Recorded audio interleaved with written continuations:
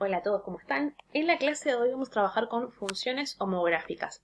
Recordemos que este contenido lo estamos trabajando dentro de la unidad de función racional. Así que primero recordemos qué es una función racional. Una función racional es toda aquella función que tiene esta estructura, esta forma. Es el cociente, es la división, es como si fuese una fracción, en donde tanto en el numerador, en lo que yo tenga la expresión de arriba, como en el denominador, la expresión de abajo, van a ser dos polinomios. Y recordemos que en el denominador el polinomio tiene que ser diferente de 0, tiene que ser no nulo. ¿Por qué? Porque no podemos dividir por 0.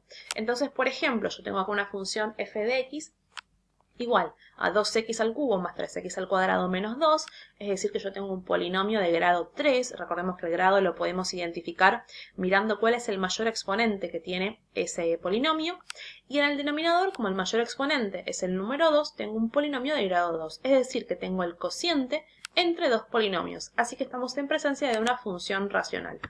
En el caso de las funciones homográficas, serían como un caso bastante más sencillo de las funciones racionales, porque también tengo el cociente de dos polinomios, pero estos dos polinomios van a ser siempre de grado 1, es decir que la x va a tener como mayor exponente el número 1.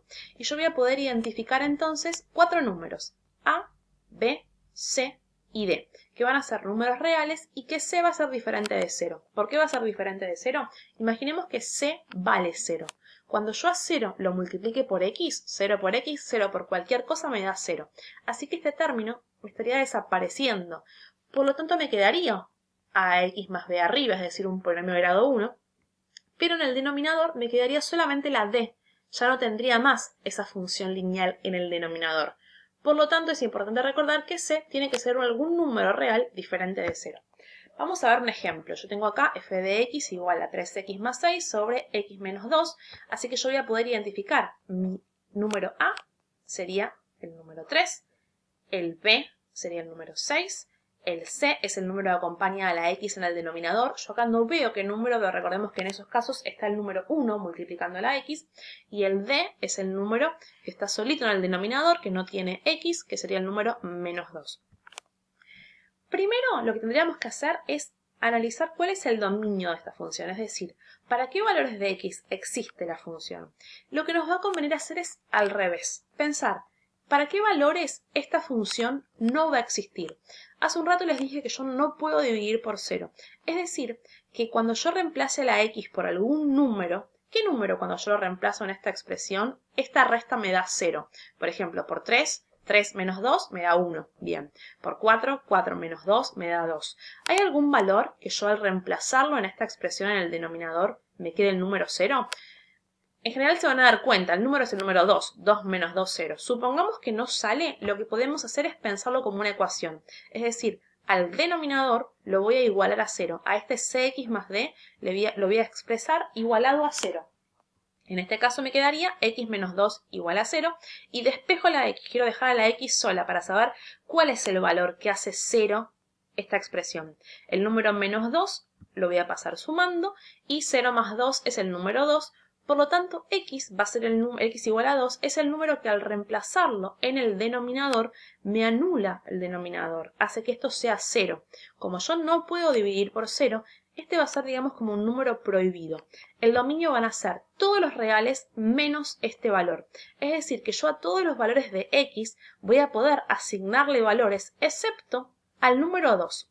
Por lo tanto, vamos a estar en presencia de una asíntota vertical. Siempre que haya un valor en este tipo de funciones, cuando yo tengo un valor que no va a estar permitido, va a ser como una línea imaginaria vertical y la función nunca va a poder adoptar ningún valor en ese valor de x. Así que, ya si quieren, mi consejo es, una vez que hallamos cuál es el valor que vamos a excluir del dominio, marquen en ese número esta recta vertical imaginaria, que la llamamos asíntota vertical, que en este caso va a estar en el número 2. Para poder hallar la asíntota horizontal, yo ya en un video expliqué el concepto de asíntota, son estas líneas imaginarias. Lo que vamos a hacer es calcular el cociente, es decir, la división de los coeficientes principales, los números que acompañan a la x, es decir, a y c. En este caso, a es el número 3 y c es el número 1. Así que simplemente dividimos 3 dividido 1.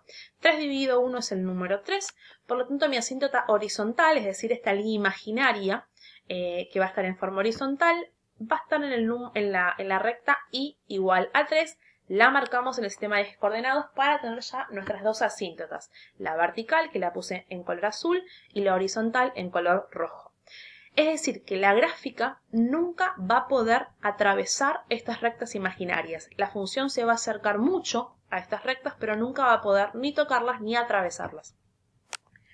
Vamos a pensar, ¿cuál será la imagen de esta función?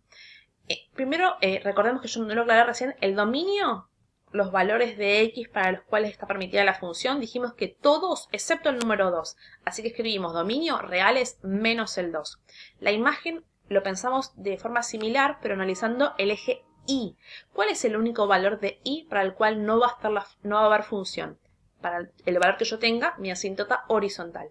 Es decir, que en este caso van a ser todos los reales, es decir, para todos los valores de y yo voy a poder encontrar función, excepto en el i igual a 3. A ese número lo saco de la imagen, van a ser los reales menos el 3.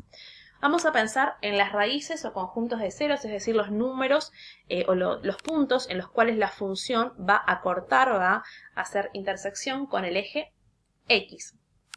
Lo que tenemos que hacer es ahora al numerador, a la expresión que está arriba, igualarla a 0. Es decir, que a este ax más b lo voy a igualar a 0. En este caso, mi numerador es 3x más 6, así que esa expresión la iguala a 0, despejo la x. El número 6 que está sumando lo paso restando, el número 3 que está multiplicando lo paso dividiendo, menos 6 dividido 3 es el número menos 2, por lo tanto, mi función va a cortar al eje x en el número menos 2. Nos quedaría poder encontrar la intersección con el eje y.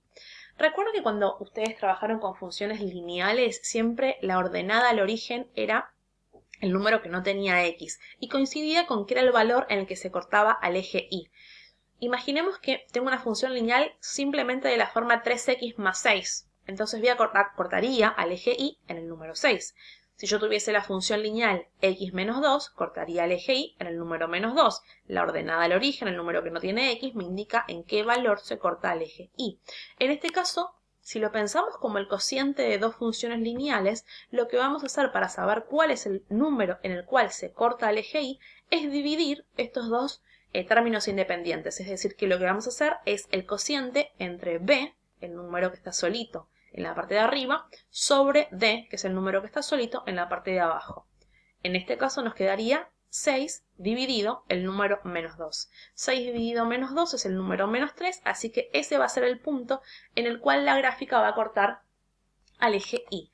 Ya tenemos las dos asíntotas, la horizontal y la vertical. Tenemos el corte en el eje x, que lo hallamos igualando el numerador a 0, y el corte en el eje y, que simplemente lo que hicimos fue dividir los términos independientes. Para poder terminar con la gráfica ya nos podemos dar una idea de cómo va a quedar la gráfica, pero para poder hacer una gráfica lo más aproximadamente posible, lo que tendríamos que hacer es una tabla de valores, es decir, que vamos a asignarle valores a x y vamos a reemplazarlos en la función para encontrar cuál es el número que le corresponde a cada uno de estos valores en y.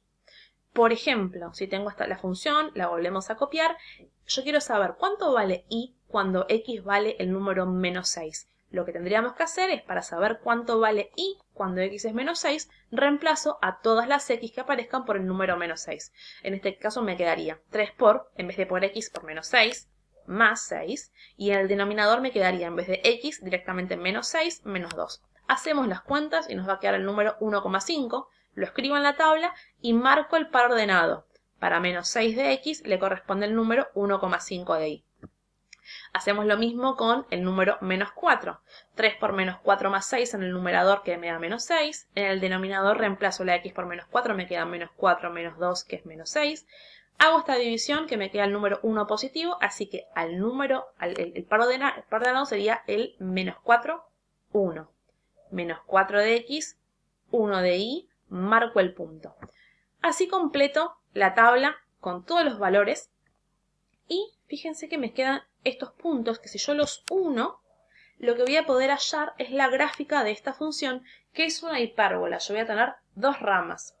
Fíjense que estas dos ramas nunca van a cortar las asíntotas. Es importante recordar eso, porque muchas veces cometemos el error de atravesar la asíntota en un error por no haber marcado previamente dónde estaban estas rectas imaginarias. Entonces ya nos quedaría directamente la gráfica, todo el análisis hecho. Lo que nos faltaría únicamente, una aclaración antes, las gráficas de las hipérbolas para poder hacer estas dos posibilidades, siempre nos vamos a encontrar con alguna de estas dos situaciones, y quedaría analizar conjunto de positividad y de negatividad, crecimiento y decrecimiento.